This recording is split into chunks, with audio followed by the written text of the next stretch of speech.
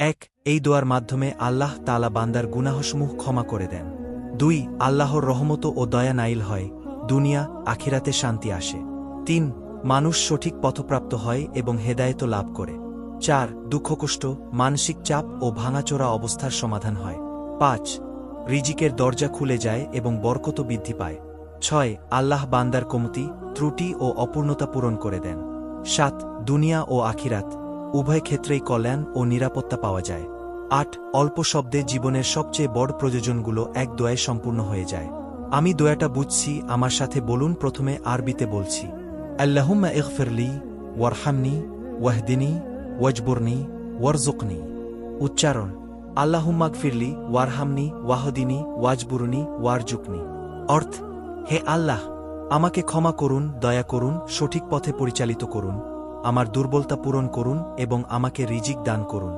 ভিডিওটি ভালো লাগলে একটি শেয়ার দিবেন। আমি খুশি হব যদি একটা লাইক দেনা আমার এই ভিডিওতে। চ্যানেলটি সাবস্ক্রাইব করলে আরও খুশি হব।